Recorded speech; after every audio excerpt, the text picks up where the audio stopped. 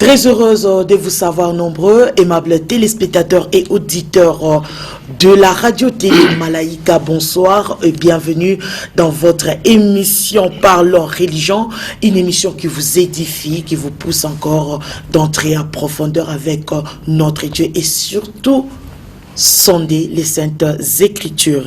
Aimables téléspectateurs, comme d'habitude, aujourd'hui je reçois un homme de Dieu puissant qui nous vient de très loin de Kinshasa. Vraiment, les Kinshasa et Mikolo Ezo Indafor Kin. Je reçois pour vous le pasteur Abraham Zende du ministère international d'évangélisation pour le salut des âmes, Mieza en cycle. Il y a la quoi n'est qu'à la parler par Kinshasa. Heureusement, Dieu nous a fait grâce aujourd'hui. Tout mon pâté qu'on pas platoyer tout. Il y a qu'on a dirigé Mieza côté il y a Afrique Yoti. Afrique, Angola, Nienjo on a chapeauté.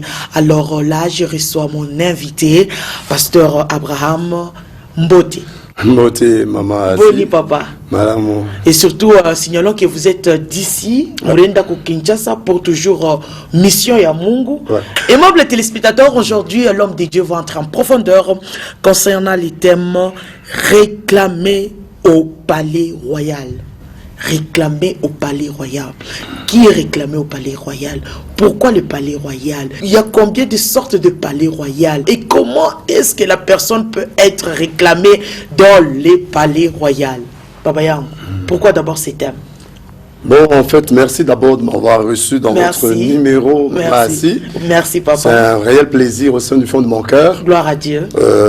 Partant de mon séjour à Lubumbashi, vous avez désiré que je puisse profiter de cette émission pour présenter, comme il est dit dans les Saintes Écritures, sur la présentation de l'agneau qui permet à ce que les enfants du royaume, les enfants que j'appelle les acquis par le sang de l'agneau, parce que l'agneau c'est Jésus lui-même. Alléluia. Et quand nous, ministres de la parole, nous nous tenons devant le pupitre, devant la chair, donc nous devons faire saigner l'agneau pour que l'agneau, pendant qu'il sent vraiment que vous êtes en train de gourger sa tête, il pompe sa vie dans le fidèle, pour le détacher des différentes lois. Alléluia. Parce qu'en fait, vous avez posé la question, pourquoi ces thèmes? Pourquoi ces thèmes? Nous sommes en train d'accéder à une phase finale.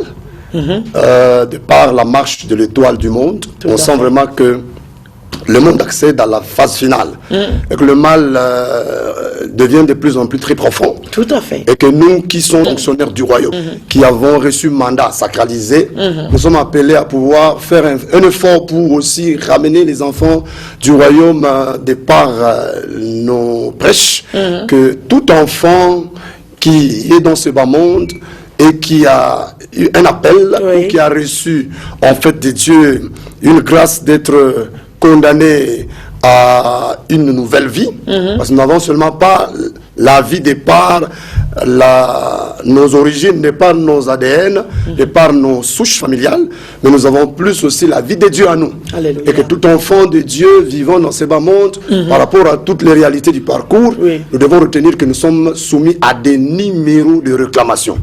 Il y a des réclamations par rapport à nos sangs, parce que dans le sang, il y a une loi, ou plusieurs lois. Dans le sang, il y a un prophétique. Dans le sang, il y a un parler. Vous voyez, dans un nom, il y a une révélation.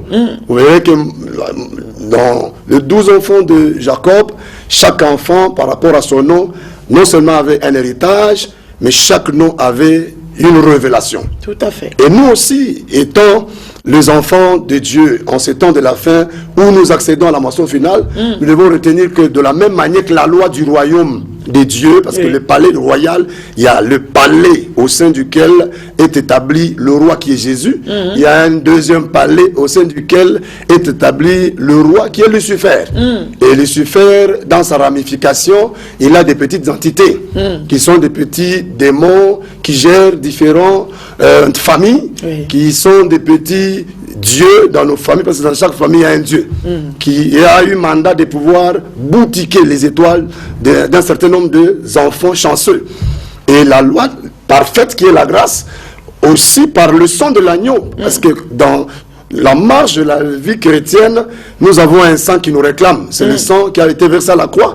Aussi, par rapport à nos origines, nous avons le sang de nos ancêtres qui nous réclame. C'est ça. Vous voyez, c'est là que vous trouverez que dans la vie, il y a en fait, dans la marche de la vie, il y a tellement beaucoup de réalités. Quelqu'un peut, n'est-ce pas, avoir une intelligence pour bien faire ses études, mais dès lors qu'il a son diplôme, vous sentez que la personne qui avait une bonne note d'intelligibilité commence à vivre dans une vie où vous sentez l'apparition en fait d'une intelligence négative. Il ne sait pas organiser sa vie malgré qu'il a son diplôme.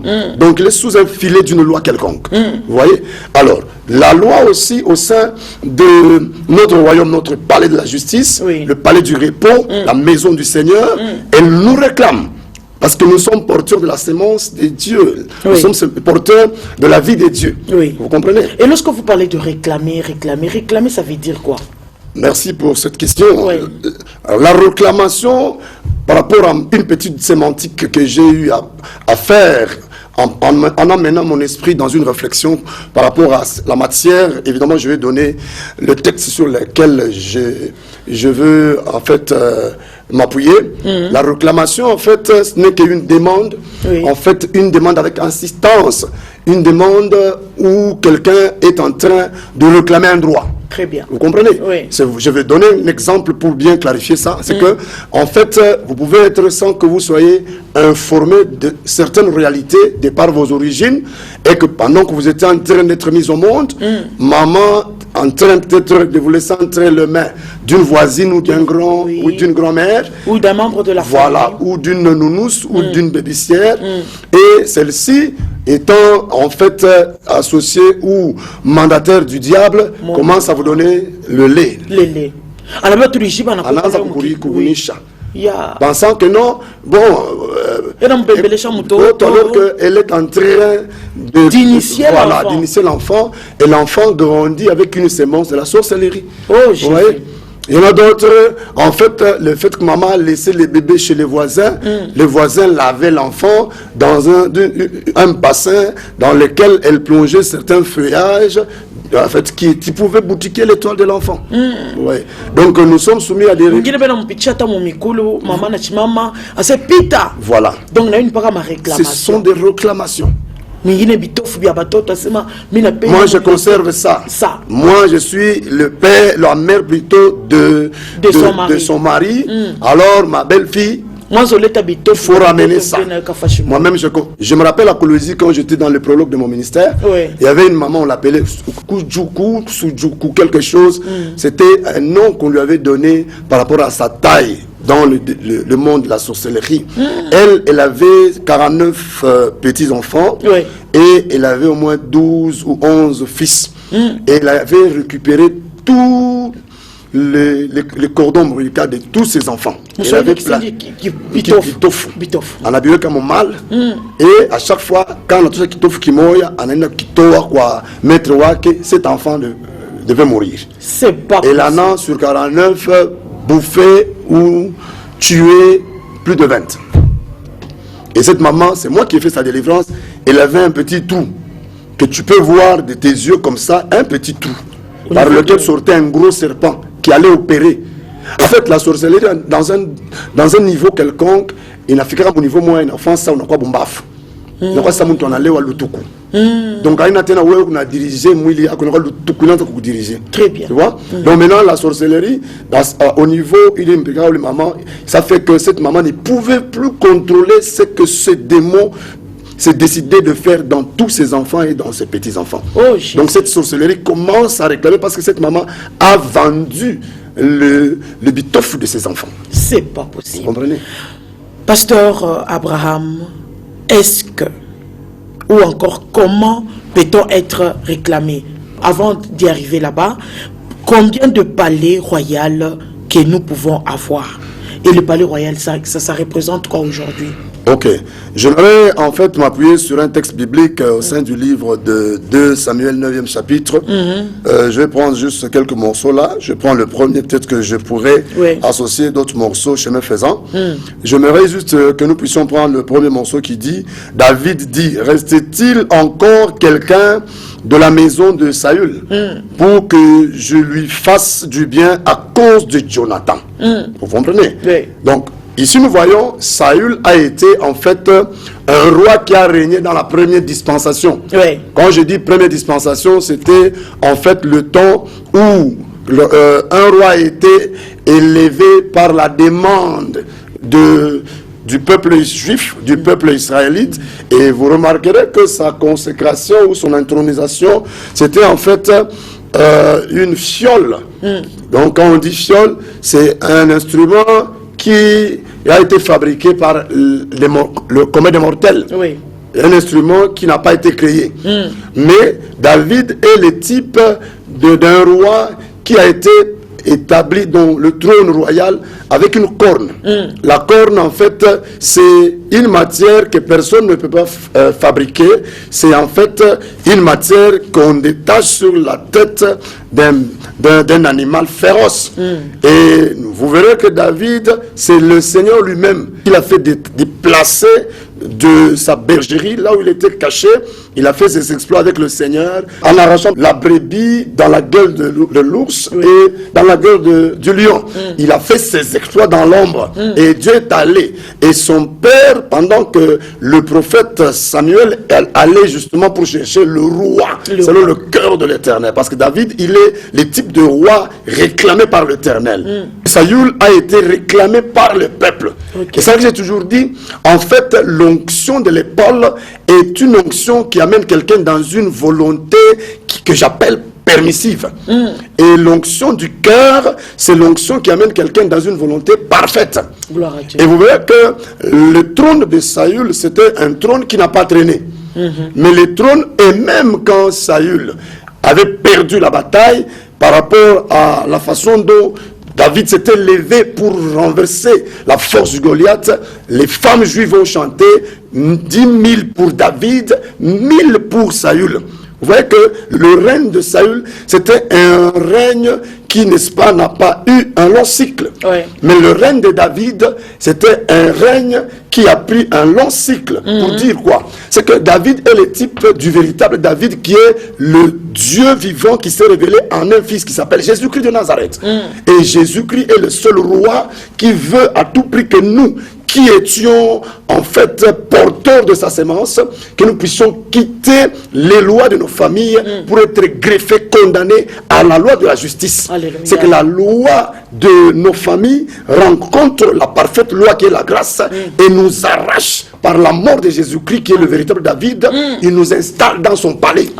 Donc un chrétien converti, recréé, un chrétien détaché des souches familiales, il est détaché de toute arbre généalogique, il est condamné maintenant à la sémence sacralisée, messianisée de ce roi David qui est le véritable roi Jésus-Christ de Nazareth. Donc Saül est le type de roi qui, n'est-ce pas, a été sous la loi. Parce que le temps de David, c'est le temps de la grâce. Le temps de Saül, c'est le temps de la loi. Vous comprenez? Parce que la loi a été amenée par Moïse, selon le livre de Jean, 1er chapitre, le 17e verset.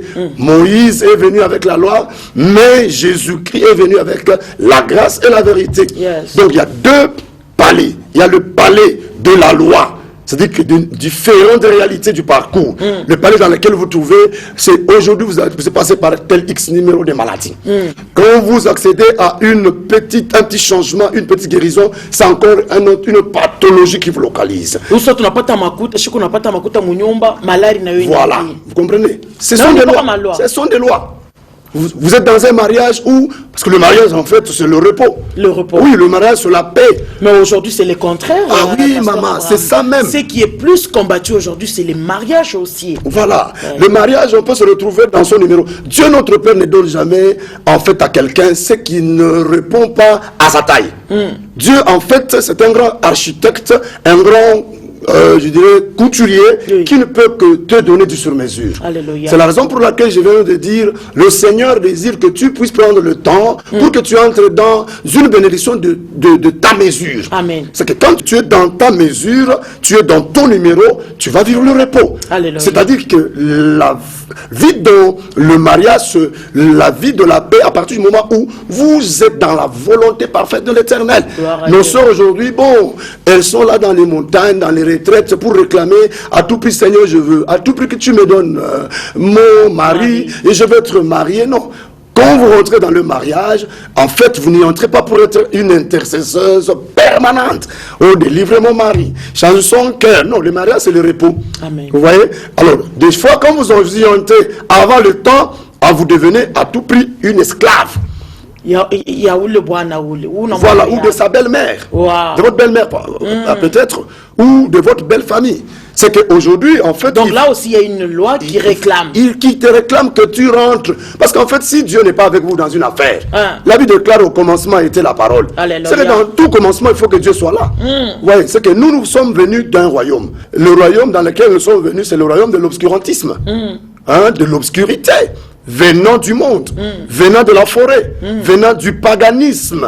Et nous nous mettons maintenant dans un chemin vers le jardin d'Éden. Alléluia. Le jardin d'Éden, c'est ça le palais dans lequel, par la parole de Dieu, nous sommes arrosés pour que nous soyons dans l'état où Dieu est en train chaque fois le soir de venir regarder Adam dans un état parfait d'un homme qui reflétait la gloire de l'Éternel. Vous voyez? Wow. Donc le royaume dans lequel la loi est parfaite, la loi ramène quelqu'un vers le repos, c'est le jardin d'Éden. Alléluia. Mais le royaume dans lequel le diable règne, ce sont en fait les gens qui, n'est-ce pas, il est chrétien, mais soumis à beaucoup de combats.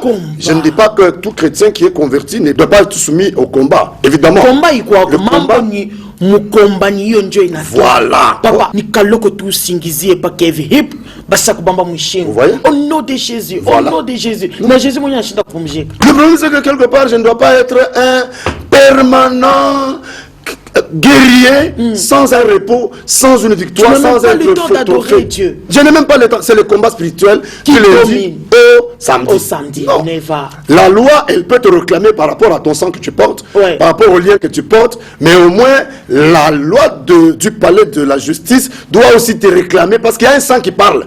Et ce sang, c'est le meilleur sang, c'est le sang de Jésus-Christ qui te réclame pour que tu rentres aussi dans ton repos, dans ton héritage. Merci beaucoup, Pasteur Abraham. Nous t'expliquons, Mbeli, comment est-ce que Mephibosheth a quoi réclamer qu'au palais royal dont David était le roi. Voilà. En fait, merci maman. Je crois que j'aimerais d'abord que nous puissions partir d'une matrice qui va nous aider, n'est-ce pas, à comprendre l'origine de l'état de Mephibosheth. Mephibosheth, quand nous prenons les livres de Samuel, 4e chapitre, le 4e verset. Oui. Vous verrez, il dit, Jonathan, fils de Saül, avait un fils perclus de pied. Et à l'âge de 5 ans, lorsqu'il arrivait à Gisraël, la nouvelle de la mort de Saül et de Jonathan, sa nourrice les prit et s'enfuit, et comme elle précipitait sa fuite, il tomba et resta boiteux. Son nom était Mephibosheth. Oui. Vous voyez? Oui. Donc Mephibosheth, pour que nous puissions bien éclaircir que Mephibosheth, quand il était né, il n'était pas perclus de pied, maman. Il n'était pas perclus de pied. Ouais. C'était par une circonstance, un événement, une guerre, en étant porté par la nourrice. La nourrice, qui est la nourrice? Ici, je voudrais m'appuyer sur un texte biblique selon Proverbe, le 25e chapitre. Je vais m'atteler sur le 2e morceau qui dit que la gloire de Dieu est cachée, les choses, la gloire du roi, et le sondé. Donc, le roi, il est qui? C'est le ministre de la parole. Donc, il y a deux rois dans la marche de la Bible. Oui. Il y a le roi qui est le roi, en fait, établi par le Seigneur pour un territoire, pour un royaume. Il y a aussi un roi qui est appelé ministre de la parole, qui est sacrificateur. Son rôle, c'est d'aller là où Dieu a caché les choses. Ouais. Parce que la gloire de Dieu est de cacher les choses. Je peux regarder maman assise, je la regarde, je peux faire la lecture de ce que je vois par rapport à son tableau. Oui. Mais il y a un numéro caché Alléluia. qui fera d'elle une fondatrice, Amen. en fait, d'une structure quelconque, Amen. qui fera un jour qu'elle puisse aussi être DG, Amen. qui fera un jour qu'elle puisse être ministre. Je Parce reçois. que vous voyez quoi, Ouais. je prends l'exemple de la vie de Joseph. Joseph, son père, a perdu un faiseur de songes, mais plus tard, il va récolter un intendant. Donc, personne ne pouvait s'imaginer que Joseph, qu'on a perdu, pouvait être ministre. C'est qu'il y a toujours une version de la vie cachée. Alléluia. C'est pourquoi la Bible déclare la gloire de Dieu est cachée. C'est que Mephibosheth, en fait, je vais essayer de pouvoir percer, rentrer dans cette matière pour ressortir quelque chose qui va aider mon bien-aimé qui est en train de me suivre. Mephibosheth n'était pas perclus de pied. C'est que tous tels que nous sommes là, nous sommes venus de l'éternité, en bon état. Très bien. Dieu nous a fait venir dans ce bas monde avec toute subsistance, avec un corps rempli de grâce, avec toutes les semences de la bénédiction. Amen. Maintenant, nous sommes passés entre les mains de nourrice. La nourrice, c'est un prédicateur. La nourrice, c'est un enseignant. La nourrice, c'est celui qui donne les laits. Vous voyez, c'est que par ce que nous avions mangé, Oui. l'argent peut être au chapitre de percule de pied, le mariage peut perdre ce pied, la vie peut perdre ce pied. C'est que je me retrouve par rapport peut-être à l'imposition des mains, parce que cette nourrice est le type d'un pasteur qui n'est pas passé dans les conseils de Dieu, qui n'a pas avalé l'agneau, qui s'est improvisé de pouvoir entrer dans la casquette avec l'évangile de l'estomac, l'évangile de la poche. Mon Vous Dieu. voyez, et il est là pour duper. Oh non, viens, je vais imposer les mains. Je commence à imposer les mains, la poitrine jusqu'à faire boire l'huile. Après l'huile, non, je ne refuse pas. Oui. L'huile, c'est un point de contact, mais il faut pas que celui. Et ça commence à les toucher. Voilà. Je touche, Voilà. je touche. L'onction au niveau du ventre. Voilà, Ouais. jusqu'à pouvoir l'amener à la laver et faire Et- des comptes ouais, des choses. ouais. Donc la nourrice, c'est nous, pasteurs. Nous devons donner la parole de Dieu qui est l'agneau, qui est Jésus, Alléluia. pour qu'un enfant de Dieu soit détaché de la loi. Amen. C'est que Mephibosheth, Mephibosheth. la Bible déclare c'était à 5 ans qu'il est tombé. Or, le chiffre 5, c'est le chiffre de la loi. Parce que nous parlons, ce chiffre 5, c'est le chiffre ministériel. Yes. Et dans la marche de la grâce, nous voyons là le 5 Éphésiens, 5 ministères. Oui. Donc, dont le prophète, l'apôtre, ainsi de suite. Oui. Mais du côté de la loi, par rapport à Moïse, c'est Moïse qui a écrit les 5 livres Pentateuque. Très bien. Vous comprenez? Donc, sous la loi, Moïse n'avait pas de chaussures. Ah, Moïse n'avait pas de chaussures. Oui. Moïse bégayait. Oui. C'était la raison pour laquelle Dieu a dépêché Aaron. Ok. Donc, Aaron, en ces temps, c'est le Saint-Esprit qui sait interpréter quoi? La parole de Dieu. Ouais. Une parole qui n'est pas interprétée par le Saint-Esprit, c'est une parole qui bégaye, qui ne peut pas délier quelqu'un de la loi, Qui t'attend. qui tâtonne, Ouais. qui n'amène pas la vie. Donc, Mephibosheth, il est parti de la maison du roi jusqu'à Lo-Débar. Lo-Débar, c'est Lo-Débar. Donc, Lo, c'est Lobat. Il n'y a pas de communication. Il n'y a pas il n'y a pas de vie. Vous voyez? Il jette quelque part vers Mikonga. Ah. Vous voyez, là où il y a l'obscurité. Akuna ta raison. Akunata réseau, voilà. Ce qui a sauvé Mephibosheth, maman, pour votre gouverne, c'est la sémence du palais. Parce Wow. qu'il était dans les palais.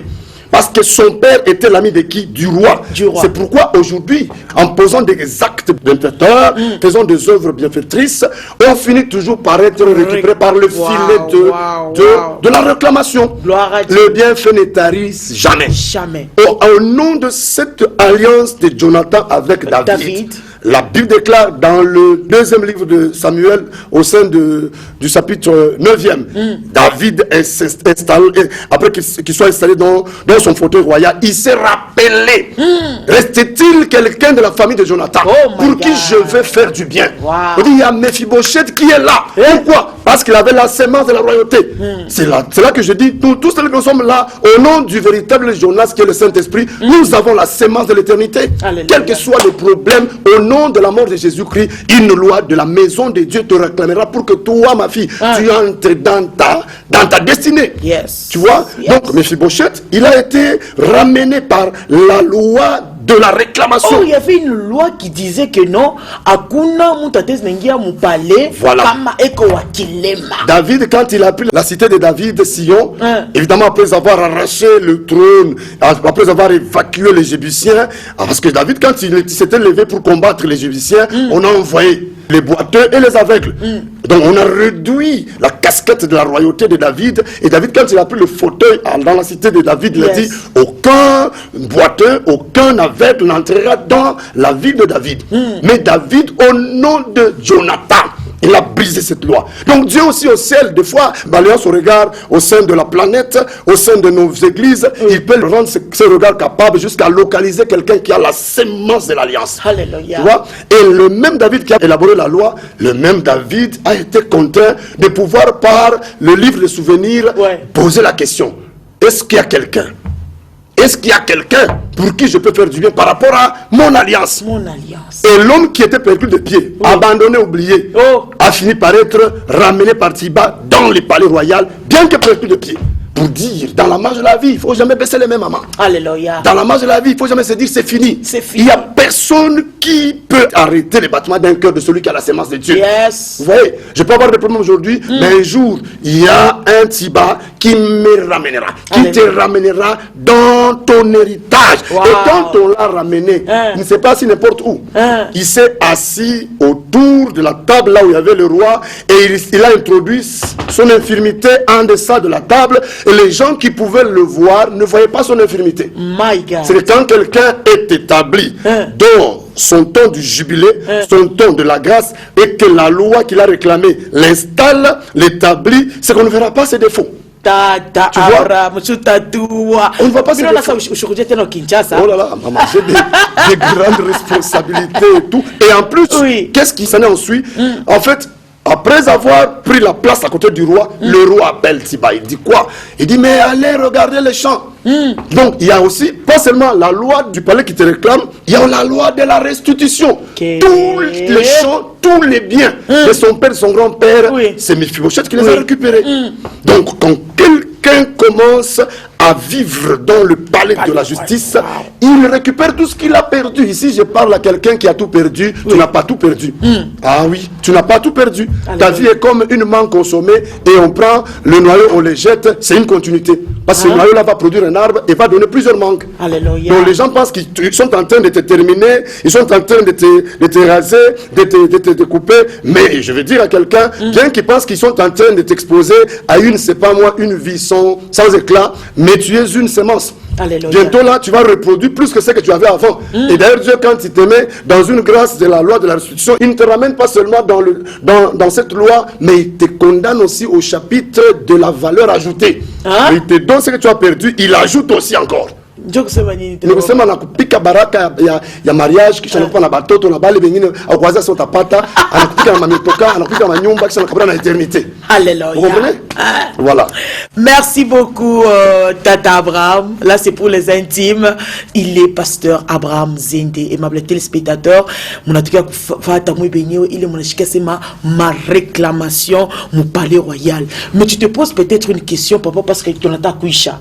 Ça palais il est shetani. Il ma réclamation ni kakaje. Na koma kutoka ma réclamation à shetani ndio kuingia mon palais royal. Kutoka ma réclamation à shetani, la première des choses ça dépend avec les bazazi ba mikomesha. Vous voyez? Il y a des parents qui ont bâti des hôtels. Ouais. Et au travers ce qu'ils ont eu à faire, s'ils ont eu à parler avec le Seigneur, de tout le temps que tu étais en train de grandir, le Dieu se souviendra de ce que tes parents ont fait. Vous voyez? Et Dieu, c'est un Dieu de souverain. Il a un livre que j'appelle le livre de chroniques, le livre de souvenirs, le livre des annales. Il le rappelle. Bon, il y a aussi bien entendu des gens, son père était fétichiste, son père était coutumier, ses grands-pères, tout.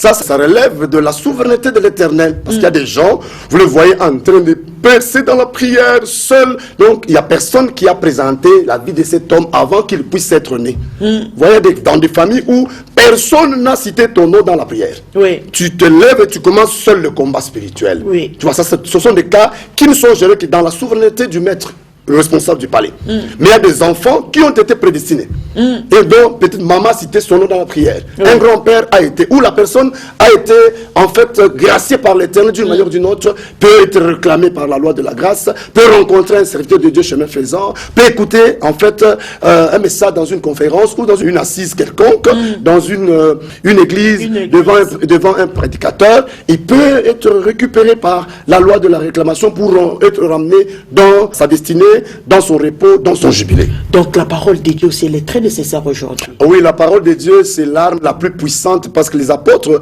ils se sont détachés de la prophétie pour d'abord prendre deux choses, la parole et la prière. Parce que la Bible déclare, nous n'allons pas nous chercher les miracles, c'est les miracles qui doivent nous chercher. Ceux-là qui auront cru, dit la Bible, les miracles les accompagneront. C'est que tel que nous sommes là, le miracle doit nous accompagner tous les jours. C'est une obligation. C'est une obligation, c'est une contrainte. Et les miracles nous accompagnent à partir du moment où nous prenons une meilleure croissance spirituelle et nous nous meublons dans la connaissance de ces dieux. Quand quelqu'un est dans la parole, au jour le jour, la parole va appeler en fait le créateur qui est lui-même la parole pour détacher quelqu'un et le condamner à un témoignage. Mais vous refusez la prophétie parce que vous... Je ne refuse pas la prophétie, c'est bon. La prophétie ne peut être en mesure de s'accomplir qu'à partir du moment où il trouve le meilleur prophète ou la meilleure prophétie qui est la parole.